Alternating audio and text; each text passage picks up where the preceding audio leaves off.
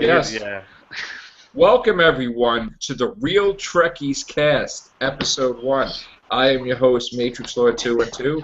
And I'm with Daniel. What's up, Daniel? Hi. What's up, Gloria? Hello. What's up, Mongo? What's up? Okay, I have to give credit to Mongo and Jacob for making this possible. Okay? Because they enlightened me a lot past couple of days. So, you are right. It's about time we do a Trekkie cast. So, Daniel, are you ready? Yeah. Okay. There are many different types of Star Trek shows that have been aired over the years. We have the original series with William Shatner, Leonard Nimoy that, I absolutely adored. When I was a kid, my first experience with Star Trek was not the series, but was the movies. The motion picture was out, but my first Star Trek movie was The Wrath of Khan. Okay, that was my first experience with Star Trek, and of course, the best Star Trek movie ever is my first experience rather than the original series. So when I saw that, everything had to compare to that. Everything had to live up to that expectations.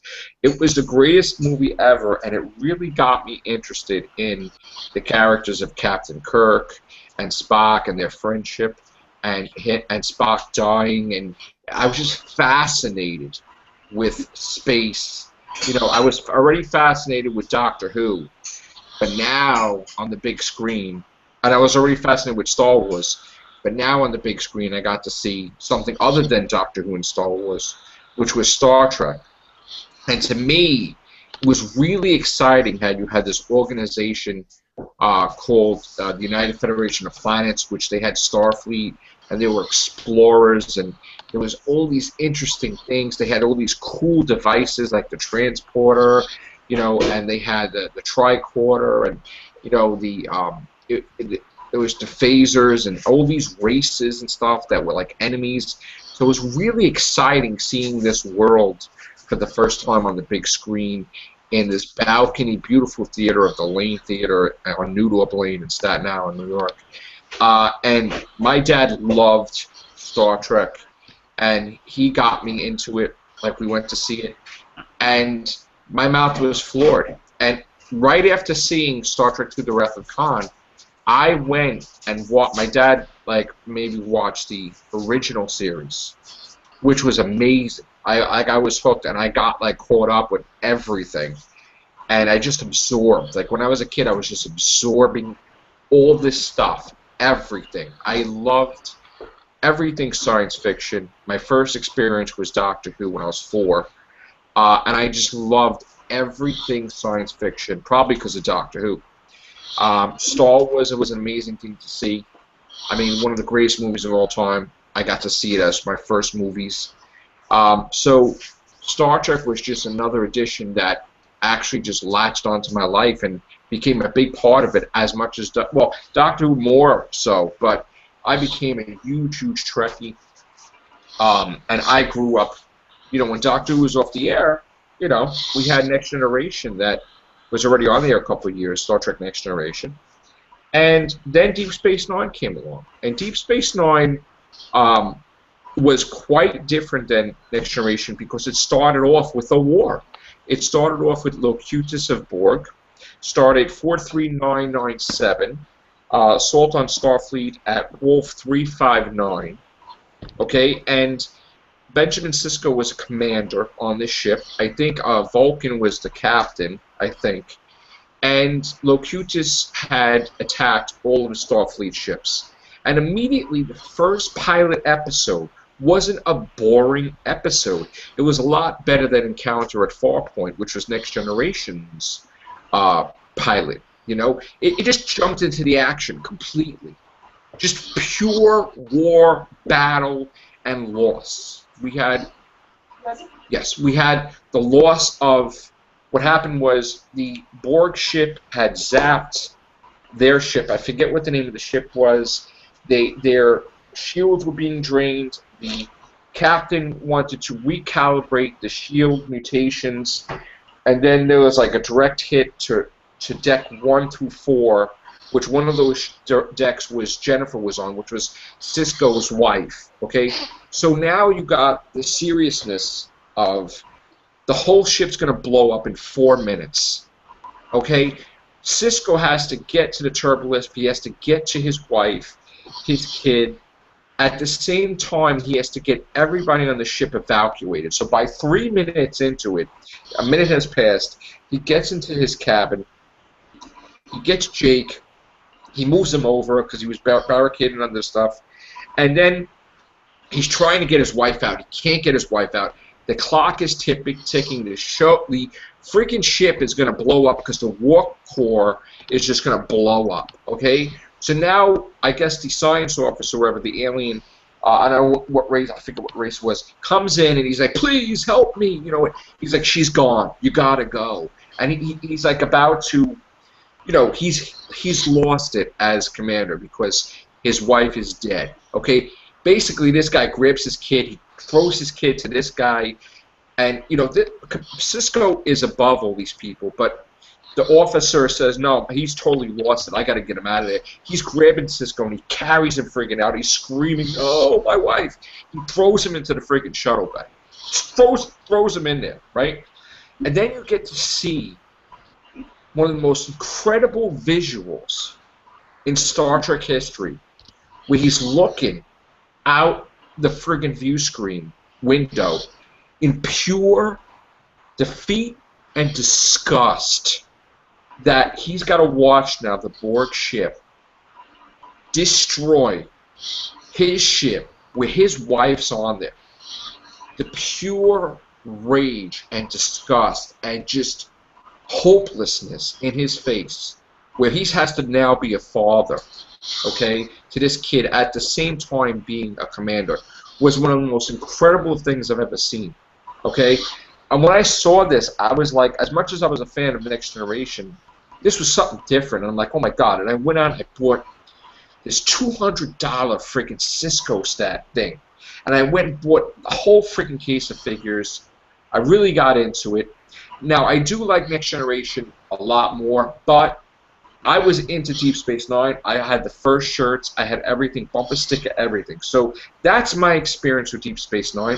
We're not going to go into big detail about the episode, but I'm going to hand it off to Daniel, and he's going to talk for like a while now. So you go, Daniel. Well, I remember myself as a kid in the 90s, and I remember my brother forcing me to watch Star Trek with him, The Next Generation. That was his favorite show. And I was watching it, and, you know, I didn't care for it. It was just too talky. It was just too talky. You talk to, you know, I talked to a bunch of people who say the same thing. You know, it talk. You know, all Picard does is talk and talk and talk, and I just didn't like that. He was a diplomat, and I didn't care for that. Then came DS9, and I saw that, and I saw Cisco, and you know how he acted. He was more human. You know, you could see he was like a tough, you know, cool captain, someone I could relate to. I was like, oh my God, now this is a step up. And then I saw that, I saw the drama, the interpersonal conflict on DS9. I saw the way they acted on DS9. They were more human. I know some people would say, oh, I don't like Deep Space Nine because they de-evolved into cavemen. But that's not, no. They didn't de-evolve. They act like normal people. They're not utopian. They act like normal people. See, TNG was going for the utopian thing where everybody was happy and nice, and DS9 was more realistic. And they actually, it was just more realistic, you know, and I loved it, especially like all the space battles and stuff, you know, I loved it. They had much more space battles in DS9. There was a lot more conflict too because they had the Bajorans, which was a conflict with Starfleet. God, I'm sorry, Kim.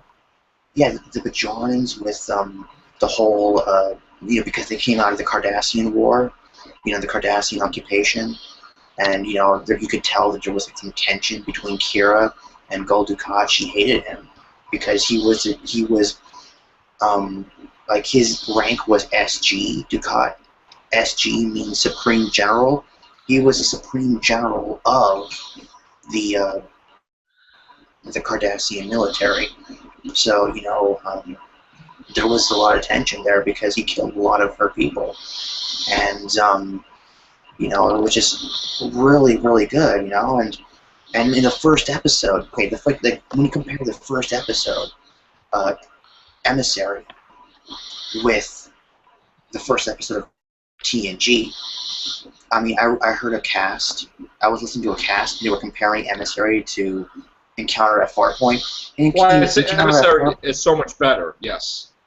Absolutely, yeah. hands down. Emissary is a million times better than Encounter at Farpoint. I agree with you on that one.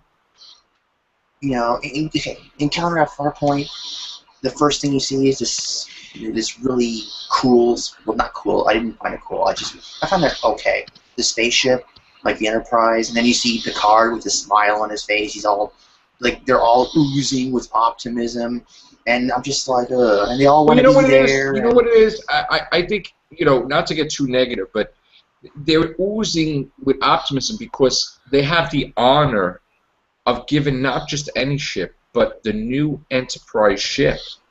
I mean, they went to a lot of candidates, and they lucked out because they have the honor of having one of the most honorable ships, in Starfleet history. They get Enterprise D, so of course they're like on cloud nine, like, hey man, party time, I got this, So it's an honor. It's an honor, but then of course, it does. Next Generation does pick up once you get to the best of both worlds, because episode. Because if that never happens, then Next Generation probably would have been canceled.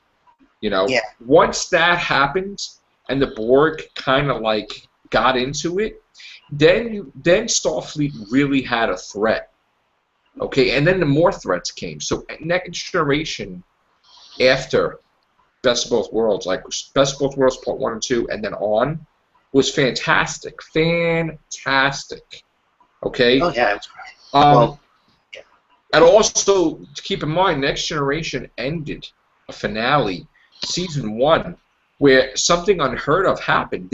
One of their main cast members died at the hands of the Skin of Evil, that creature, okay? Which resembled an old Star Trek episode where Spock tried to communicate with this almost a similar creature, and Kirk was in it, and it looked very similar to that episode, but we had Tasha Yar die a senseless death, and it was amazing how that never happened, and that kind of got the show serious, because it's not a joke, it's not happy-go-lucky, it's not diplomatic, because your security officer just croaked. Okay, so it really heated up in Season 2. Yeah. And a lot of people would say that after Season 3 got better with the Best of Both Worlds and on. And, I like the Borg. The Borg are an awesome threat. They are relentless, they are emotionless, and they keep on coming. They keep on coming for you. And it's either you or them. You can't use diplomacy against them. Exactly. It doesn't work. They come for you. It's either you run away from them, or you destroy them, or they escape from you. So that's why they're my favorite. And they're awesome. They're really, really powerful. Although a lot of people would say Voyager turned the Borg into a joke. I don't know. I think the Borg were the same. I don't know why everybody was like, oh yeah, in Encounter at Farpoint they were scary, but in the TNG episode they were scary, but the other episodes kind of made the Borg a joke. I don't see that. It's the same thing. I don't see that either. I like Voyager a lot. So I do want to, Daniel, I do want to go because and give it the mic to Gloria and Mongo because they're just sitting there. So I want them to participate. I'm going to go Mongo. I was just interested in listening to what Daniel was saying about how we got into it and stuff like that.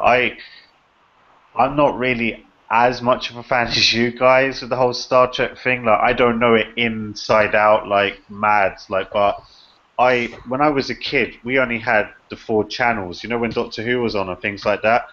And one of the channels, it was Star Trek, the original one, obviously. Right. And you know, all we knew was Captain Spock. That was the whole thing at the time. You know, I wouldn't know the old films inside out at all. I'd have to watch all of them again. I've seen all the new ones, and the new ones I saw were brilliant. So I can't knock it. And it's just unfortunate that just like I only saw it like not that long ago, about 3 or 4 weeks ago, the last Star Trek one, and it's just unfortunate that he died for real life because that was the reason why I was watching him because I was like, oh my god, he's back in him, and then he dies. So Who are you talking about? Oh, Leonard Nimoy. Yeah. yeah. So then I was a bit like, oh damn, because I thought they were gonna have the two of them together in the next film. Yeah, they were supposed to be. Yeah, so It's I hope William's still in it in the new one. No, I don't think so. do you think they? I heard he's in a cameo. I don't know about that. Yeah. We'll find out. Gloria? Well, I've said it before. I mean, I am exactly like Margo. I'm not that big of a fan as you guys are. But I've watched the show, the original, when I was a kid, with my sister, because my sister liked it somewhat. And I have also seen the movies. I like the first one more than the second one. So yeah, I mean, besides that, I mean, I'm very limited in the thing, but me and Daniel got to talking about it on a hangout earlier. I really liked hearing him talk about it. It was very interesting to see what frustrated him about what he wants to happen in it. In the new one. Yeah. What do you want to happen, Daniel, in the new one? Well, I think it was interesting what Joe told me. Like, he told me he heard whispers and rumblings about a possible multi-universe war with some mysterious threat, and I really like this idea. And but the problem is, I kind of look. You said that on the show. I remember you said that on the show. I actually watched it. You said this on the show. Anyways, but I kind of talked to somebody about this. And they really hate this idea. They're like, oh, that's not Star Trek. Everyone would hate that. Why? Why would everyone hate that? There's this guy called Jake, and he's so... Okay, hold on. I don't want to mention any of the podcasts or any of the people's name in vain because we could lose our podcast. I mean, this is not an attack against any other show or any individual person. So I understand you have frustrations against somebody, but we're not going to do that here. Okay, we're just going to talk about our love for Star Trek, but we're not going to bash any individual or any other podcast. I'm sorry. No, so try to do it without doing that. I know. Listen, this isn't meant as a bash. I'm just saying that this certain individual kind of frustrates me because everything I say is just no, and I know, but you gotta people have opinions though, and sometimes people don't get along. But we could do a show about Star Trek, but I would prefer really not to ever bash any other Trekkie. So now let me just change the subject for a minute. Okay, so subject change for 1 second. So now I'm just gonna show off some of my big figures. All right, this is a KB Toys exclusive. I used to work in KB Toys. I used to spend a lot of my paychecks there. So, but anyway, this is James T. Kirk, and this was that episode with the Mirror universe. Okay, this is one of probably like 150 that I have in there of this size. A lot of different figures. Here we have Scotty. This is Sulu, not Scotty. You can see that's Sulu, not Scotty. Oh yeah. Oh yeah. Okay. And this is also from. He's got a different top on. This is from the Mirror universe. Oh, okay. We also had I also bought the Dixon Hill play set with Guinan. That was pretty cool. And I have many things. One of the coolest things about the Star Trek figures is that they were individually numbered, like their stuff. So if you had like under 100 or something, that was pretty cool, you know. So this is just 3 figures that I have compared to like tons in the closet. But go ahead, Daniel. Continue. But as I was saying, I was comparing, I'm going back to that subject where I'm comparing the Encounter at Farpoint with Emissary. In Encounter at Farpoint, it's a shiny spaceship, and everybody's happy, and rightfully so. But Emissary is like the opposite when you think about it, because it's not a shiny spaceship, it's a run-down, broken, falling apart space station. And when Cisco comes on, he's not smiling. He doesn't want to be there. Nobody wants to be there. He comes on, he has kind of like a scowl on his face. O'Brien is there. Nobody's smiling. They see Quark. Quark is like looking at Cisco, and he's not smiling. And then he walks around, and then he goes to the promenade, and then they meet Kira, and Kira's the first officer. She is not like Riker. Riker was all happy and lucky. Yeah, she was different. Yeah, she was different. She was the opposite. She was angry. She didn't want to be there. She was like yelling at the people under her. And when she met Cisco, she was like, she was like, "Oh, hello," but in a sarcastic way, like she doesn't really give a crap about him. Right. And then, it took a little while for them to be respectful for one another, because she was in charge of Deep Space Nine, and now he was given, because of Starfleet, they forced him down her throat, and she was pissed because she lost her command. So now she had to adjust to Cisco, and it took a little while, but I gotta say that they did formulate such a strong bond between the captain and his first officer. But it took some time. Is this just Star Trek only? Yes. Oh, okay. Yes. We'll be doing a show after. And quickly, let me just show another place that I had. This is like the holodeck thing. Yeah. I like that one. Yes. And like in in America, do you just have like normal shops you can just go in and buy these things? Well, there was KB Toys, there was Toys R Us, there was Kmart, there was Sears, there was a whole bunch of different places. We don't have that stuff here. See that, like if you want to buy, I'm really interested in like the Dragon Dagger, stuff like that. Power Rangers, you can't buy things like that here. Wow. Not like proper stuff like you Laurie, guys. What Star Trek stuff were you into? I mean, were you into anything with Star Trek or the movies? And then my sister had some like action figures and stuff that I played with, and she always got mad at me every time I tried to mess with her. But yeah, that's about it. Oh, and I remember having a coloring book. She bought me a coloring book, and I would color in it. But that was about it. I mean, watching the show with her, I've got vague memories of it. I mean, not like where I could like memorize things that happened on it, but I see flashes of the episodes I've seen, but not able to completely comprehend like plot and everything like that. Because I was young and I liked other things. Like I had my favorite cartoons, my favorite shows like Alf and I loved Alf. Alf was my favorite show when I was a kid, and different things like that I was more focused on. So that was just like the adult show I watched with my sister.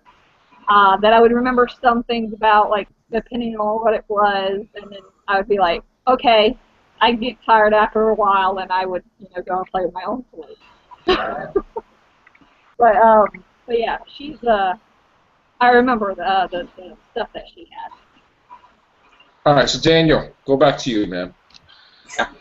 All right, so continue on with the relationship between. Oh, do we? That's okay. That's okay. That's fine.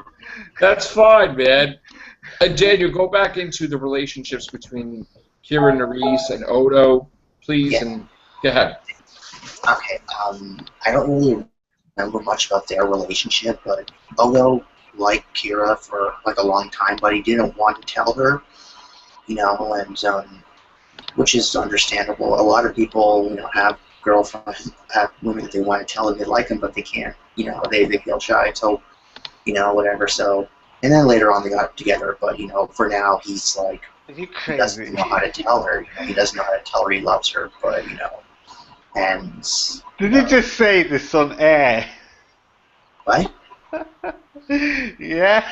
What? Go on, carry on. I didn't hear you. He's actually a pretty cool character. So, but what I like, okay, and Quark, I like Quark. He's like the bartender. He's like the bartender. If Odo is the sheriff, Quark is the bartender. So and he does a lot of he tries to swindle people out of their money, and it's Odo's job to Oh yeah, from swindling. Yeah, so it's Randy. it's like the bartender and the sheriff in a western, So that was, and it's pretty cool. And my favorite character is Gul Dukat. Yeah, he's pretty cool. Supreme. What are you laughing at? No, it was something. What's the matter? I thought I heard something, but I think I heard it wrong. Wait, what? Because What in the world? I don't know what happened. I thought Daniel said that when someone tried to love someone and he couldn't get them for ages. I didn't understand that. What did you mean? What Wait, did you what? mean, Daniel? What did Well, we all go through that, I think. What? Yeah. Explain that. Wait. You Wait, like can I- somebody, but you can't tell them you like them. Yeah. This is going to become something other than Star Trek, I have a feeling. Never mind. I'm not gonna say. Yeah, let's not. Can we not this is not like relationships and discussions. So let's just stick with Star Trek, okay? But It is Star Trek. It's about Yeah. talking about All right. On my relationships next in a on my bar. next thing, showed up some more action figures, and I'm running into the closet every 5 seconds. We have Deanna Troy from Cool. Star Trek Generations movie. We have the Andorian. That's cool, right? And one of my favorites, Lieutenant Commander Data. First Contact figures. I had figures from every movie, so. All right, go ahead, Daniel. I'm sorry. so, my favorite character is Gul Dukat, SP, Supreme General. No, SG, Supreme General. He is the best. That guy is a real villain. That DS9 gave us a villain in Gul Dukat. Something that it was kind of okay. Correct me if I'm wrong, but I don't think TNG actually gave us a villain. I mean, yeah, it gave us the villain in the Borg, but not like a series-long villain, right? I don't know. That's just my opinion. I mean, I didn't see a real. I mean, I guess you can call Q a villain, but my idea of a villain is, in the end, you defeat him, right?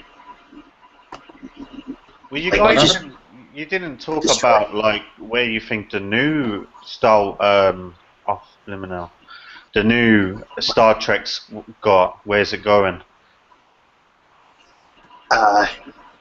Personally, I think that in the next movie, what? Say No, what? go ahead. No, go ahead. Yeah, wait. You're bloody crazy, man. Daniel, go ahead, man. No, okay, personally, I think that. Well, I said this before, and I'll say it again. I think the new Enterprise will go through. Maybe they'll find an area of space where universes intersect, and maybe they just go to the original universe, and that's it. That's how it ends. Maybe they meet the Enterprise E, and they go to a star base, and that's how the movie ends. I mean, I heard a lot of good things. Probably nothing like that. They're probably going to bank on the fact that this movie's going to kick ass and do well, and it's probably going to be a two-part movie, or maybe they can do something like that. Because I don't. Originally, I felt they probably would have did that, but the new plan is, I guess, to if this is a massive success, they're gonna basically re-sign.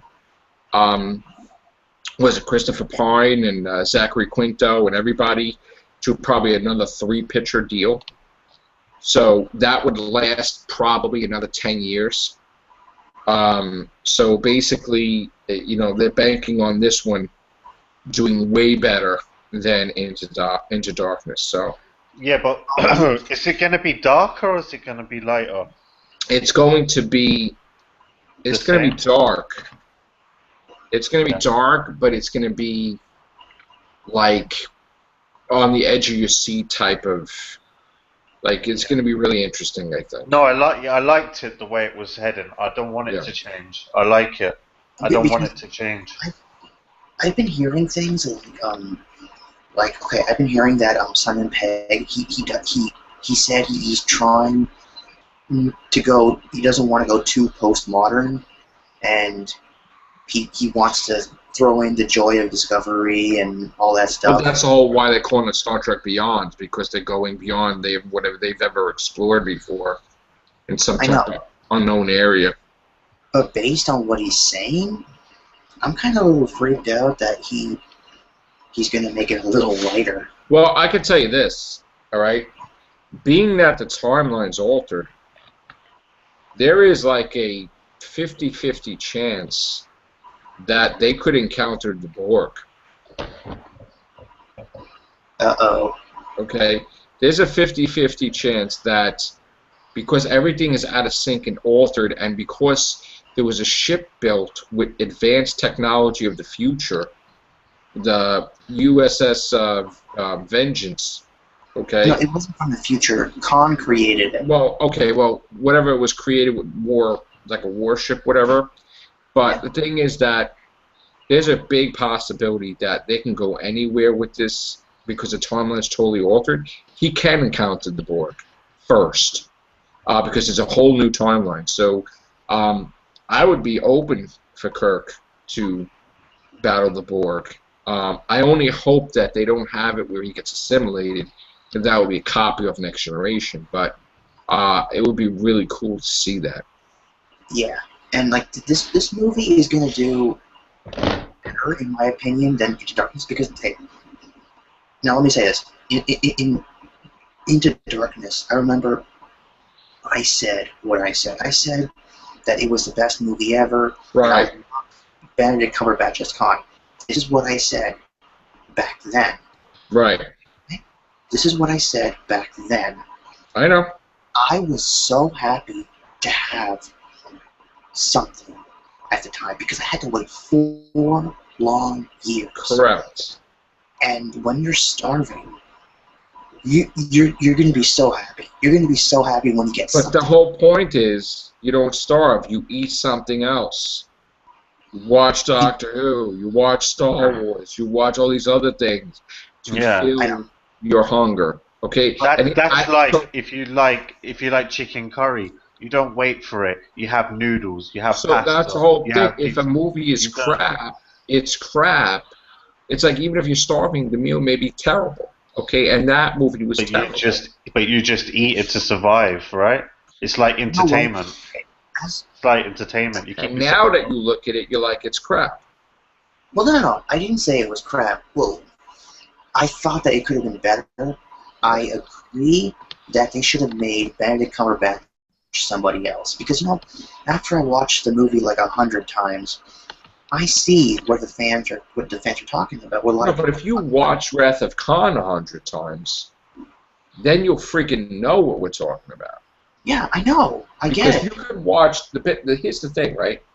You watch Wrath of Khan, and then you immediately watch Into Darkness. It's the same thing. But what came first? Wrath of Khan.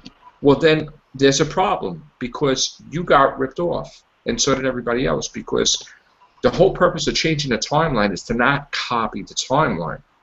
So do something else. You don't have to do Khan again. That was the whole purpose. We could have fresh stuff. You want to have the Borg? Here you go. You want to have something else? Here you go. The timeline's completely different. But no, they have to go down the same exact remake path, but alter it and reverse, where instead of Spock dying, Kirk dies. It was terrible. And now, let me ask you a question. Not only that, though, right? But he needed Khan's blood, right? Yeah. Well, how many people are on that ship that has the same DNA as he does? Why couldn't they just stuck a syringe in one of them and then give the blood to Kirk? Gloria said to come in the next show.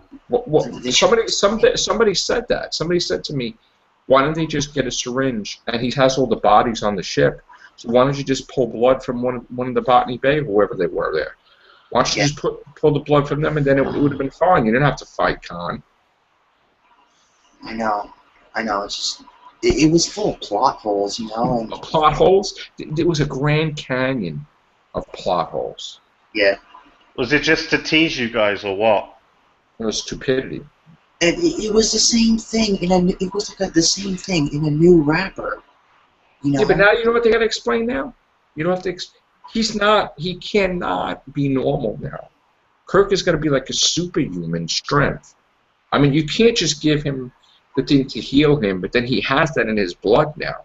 It's like a super soldier serum, like Captain America. He should be able to be leaping around and being like Khan and a healing factor and everything. I mean, you can't say that just healed him from dying and that's it. He has to be like superhuman now, Kirk.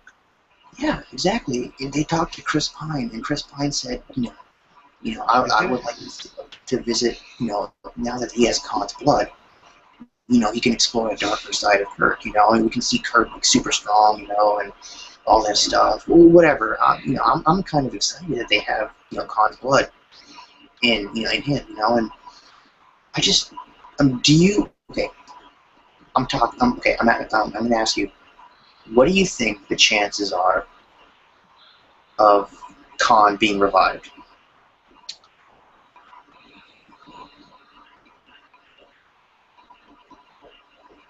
Star Trek 4. Yeah, you think at the end of this movie we'll see a post-credit scene where he just wakes up? No. No? Yeah. They'll surprise you. He'll come back in the next one. They'll give him a movie break and then he'll be back in 4. Oh, do you think, this is what I would like. Maybe there's like this new, maybe there's like this new threat coming to Earth, and they have to team up with Khan to fight it. Well, what they're probably going to do is they're going to probably redo Space Seed, where at the end of that movie with him in it, he gets sent with the whole crew to Ceti Alpha 5 or 6, and then they'll repeat like what happened to him, where his wife dies or fall in love and all that stuff. So there could be a potential for Khan in 2 more movies, if they do it right. They have to have it where he loses the next battle, and he gets sentenced to be on that planet that something happens to destroy the orbit, and now the planet's destroyed, like, or half's destroyed, and they're like basically struggling to survive. I mean, and then he loses his wife, so now he has a new hatred for Kirk. So yeah, that's what they're gonna have to do. Well, okay, well the timeline's altered. Well, what I would suggest to you is, I would suggest after this show is over, when you have time, I would suggest you to watch Space Seed in the original series, because that is what Khan's next appearance will be. Like, in other words, half of that, because he's already revived, but now he's got one of Kirk's crew he falls in love with. Okay, so they're gonna have to do that in the next Khan movie, and then you're gonna have to watch Space Seed. Just watch Space Seed. I already watched it. No, but watch it again. Watch it again. It was good. Watch Space Seed again. That's the homework. The problem was, one of the problems, and there's like many problems, I can't name them all, but one of the problems was they used, Abrams lied to his audience. Yes, he did. People don't like the plot. Yeah, Two, they used Khan. people didn't want. Let me tell you something. Robert Orchie told the fans to go F themselves, right? Yeah, that's so. So how where did that get him?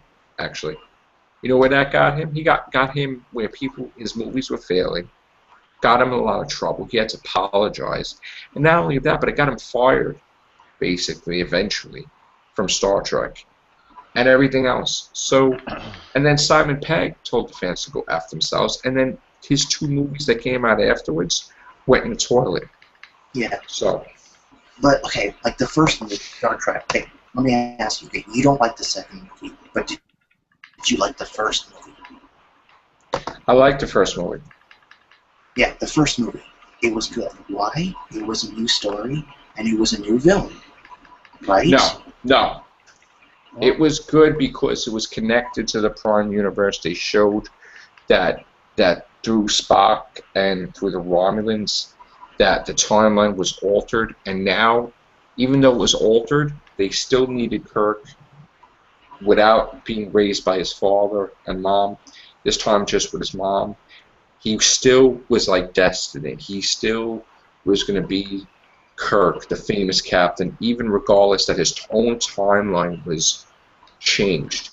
It was like destiny that he was to take over as the captain of the Enterprise. It was destiny that he would be friends with Spock.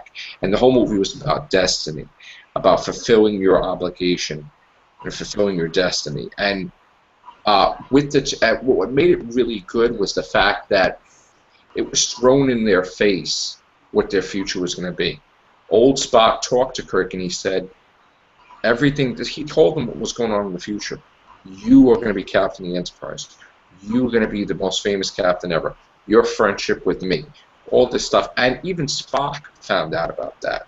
So it was kind of a pressure that they had to fulfill that timeline. They had to go in that direction.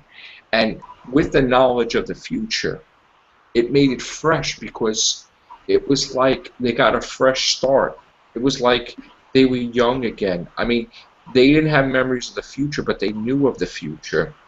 And they knew that they could change it. They could do things differently, because it didn't have to shape up the way it did. Okay? So that's what made it really cool, that we had a fresh start where after that movie, they can go in any direction, right? But they failed with the second movie because they didn't go in any direction. They went in the same direction. And that was the mistake. That was a mistake. I can see that now, and even when I watch it now, I'm like, oh, it's the same thing, and I don't want to see the same thing. I want to see something new. But in the new one, they're going to have 2 new villains,